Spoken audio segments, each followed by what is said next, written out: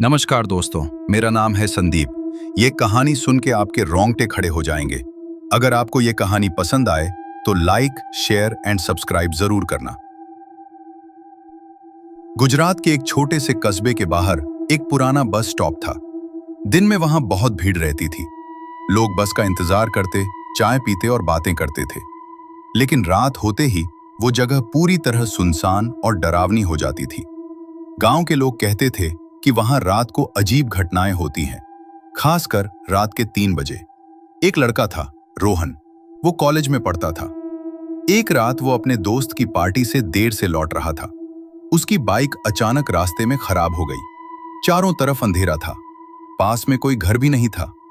उसे दूर वही पुराना बस स्टॉप दिखाई दिया। रोहन ने सोचा, थोड़ी देर यहां बैठ जाता हूं, शायद कोई बस मिल जाए। उसे ये नहीं पता था कि वो उसी जगह बैठा है जहां लोग रात को आने से डरते हैं। रात के लगभग 2:50 बजे थे। चारों तरफ बहुत सन्नाटा था।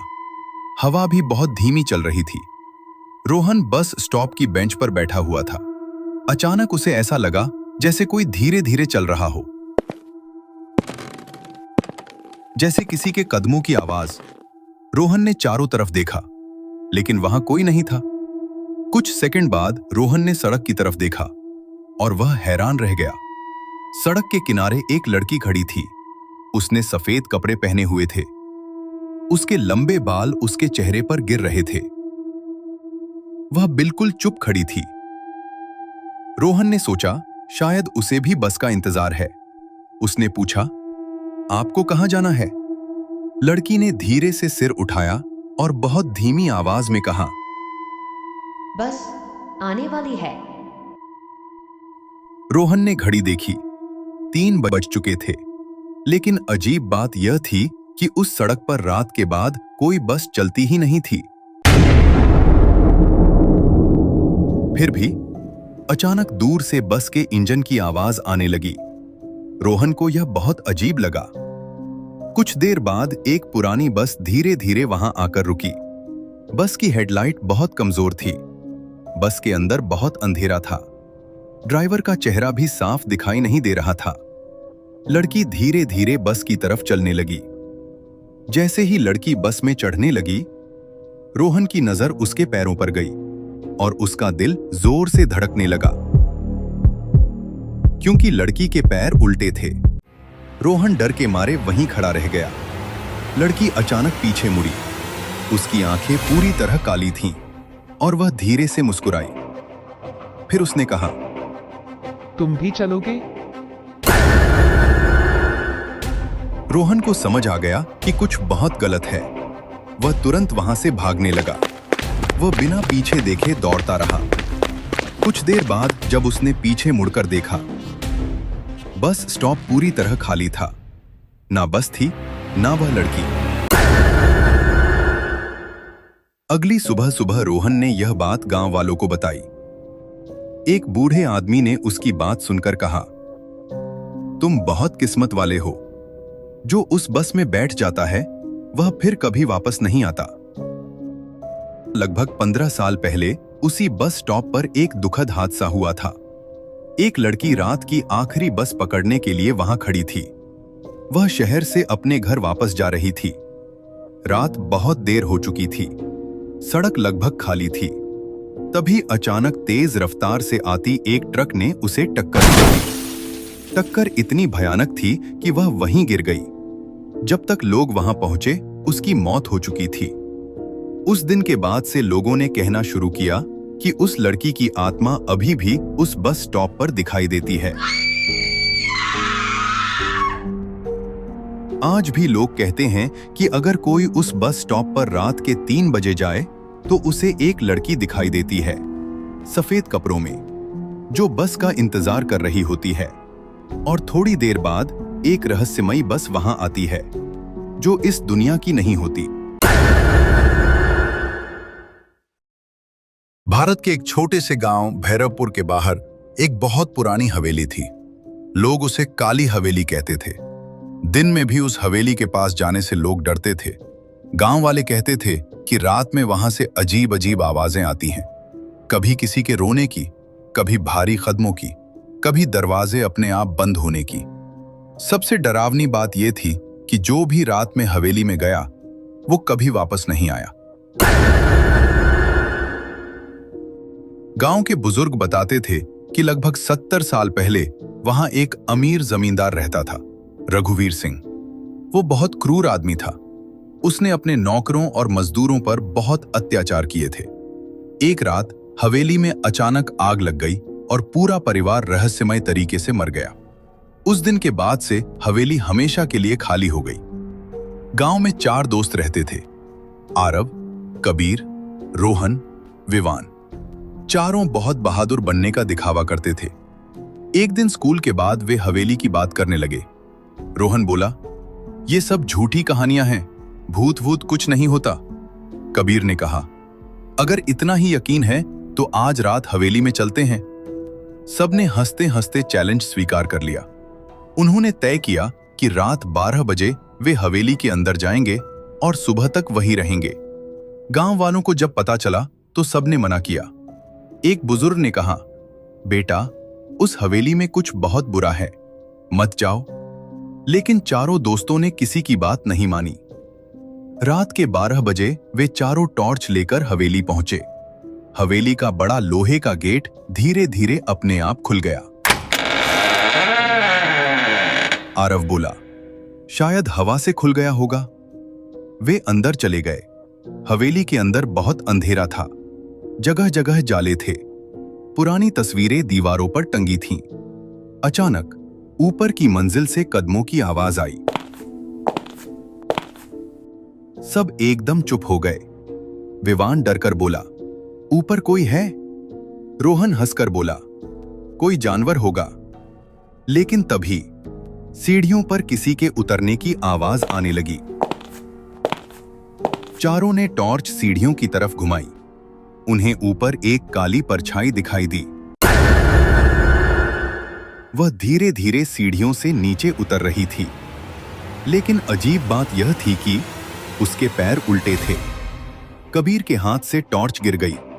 जैसे ही टॉर्च जमीन पर गिरी, पूरा हॉल अचानक ठंडा हो गया। और फिर एक बहुत डरावनी आवाज आई, कौन आया मेरी हवेली में? चारों दोस्त डर से कांपने लगे। अचानक हवेली के सारे दरवाजे धड़ाम धड़ाम करके बंद होने लगे।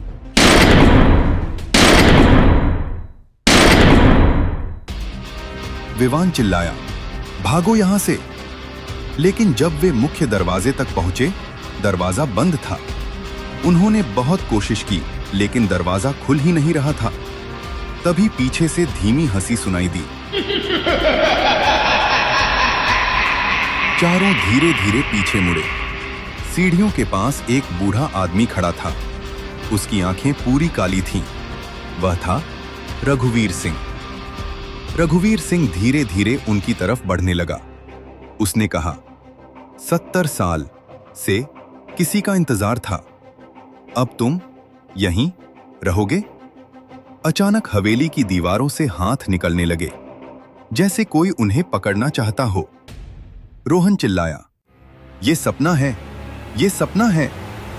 लेकिन यह सपना नहीं था। तभी आरव को याद आया कि हवेली के पीछे एक पुराना दरवाजा है। वह चिल्लाया, पीछे चलो। चारों दौड़ते हुए पीछे भागे। वे पीछे के कमरे में पहुंचे। वहां एक छोटा दरवाजा था। जैसे ही उन्होंने दरवाजा खोला, उन्हें बाहर जाने का रास्ता दिखा। चारों तेजी से बाहर भागे। जैसे ही वे हवेली से बाहर निकले, हवेली का गेट अपने आप बंद हो गया। वे भागते भागते गांव पहुंचे। सुबह होने तक वे कुछ बोल ही नहीं पाए।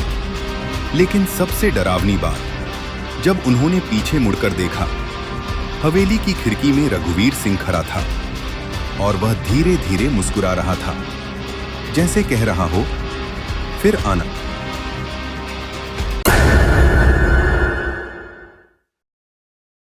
ये कहानी राहुल नाम के लड़के की है। राहुल अपने कॉलेज से छुट्टियों में घर जा रहा था। उसे अपने गांव पहुंचने के लिए आधी रात वाली ट्रेन पकड़नी पड़ी। स्टेशन बहुत सुनसान था। घड़ी में 11:55 PM हो रहे थे। प्लेटफॉर्म पर सिर्फ एक बूढ़ा चाय वाला, एक सोता हुआ कुत्ता और राहुल। ट्रेन आने वाली थी। चाय वाले ने राहुल को देखकर कहा, बेटा, रात वाली इस ट्रेन में कम लोग सफर करते हैं। राहुल हंसकर बोला, क्यों बाबा, भूत बैठते हैं क्या? चाय वाला कुछ देर चुप रहा, फिर बोला, कुछ लोग कहते हैं हाँ। राहुल हंस पड़ा। ट्रेन 12 बजे स्टेशन पर आई।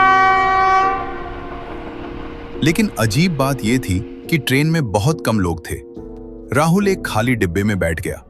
डिब्बे में सिर्फ 3 लोग थे, एक औरत, एक बुजुर्ग आदमी और एक आदमी जो खिड़की की तरफ देख रहा था। ट्रेन चल पड़ी। कुछ देर बाद राहुल को लगा कि डिब्बे में बहुत ठंड हो रही है, इतनी ठंड कि उसकी सांस से धुंध निकल रही थी। लेकिन ट्रेन में एसी नहीं था। राहुल ने उस औरत से पूछा, मैडम, आपको ठंड लग रही है? औरत ने धीरे से सिर घुमाया। उसका चेहरा बहुत पीला था। वो बोली, हमें ठंड नहीं लगती। राहुल को थोड़ा अजीब लगा। तभी बुजुर्ग आदमी ने कहा, तुम पहली बार इस ट्रेन में बैठे हो ना? राहुल बोला, हां। बुजुर्ग आदमी ने धीरे से कहा, तो फिर ध्यान से बैठना। ट्रेन अचानक एक छोटे स्टेशन पर रुकी।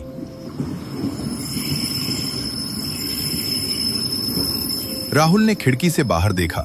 स्टेशन पूरी तरह अंधेरे में था। न कोई लाइट, न कोई इंसान, सिर्फ एक टूटा हुआ बोर्ड।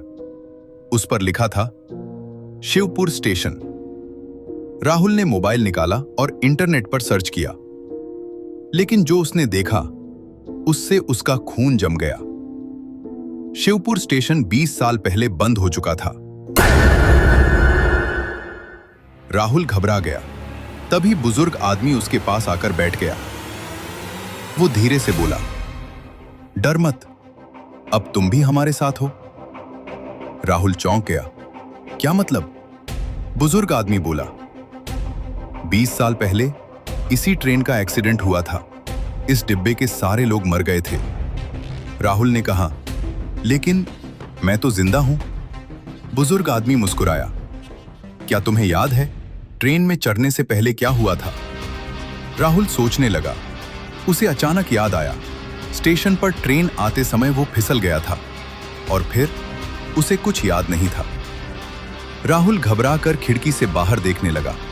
तभी ट्रेन की खिड़की में उसे अपना प्रतिबिंब दिखाई दिया, लेकिन उसके सिर से खून बह रहा था और उसकी आंखें धीरे धीरे काली हो रही थी। तभी वह औरत हंसने लगी। अब तुम भी इस ट्रेन के यात्री हो। ट्रेन धीरे धीरे अंधेरे में गायब हो गई और कहते हैं, आज भी आधी रात को कुछ लोग उस आखिरी ट्रेन को गुजरते हुए देखते हैं, लेकिन उस ट्रेन में बैठे लोग कभी अपने घर नहीं पहुंचते।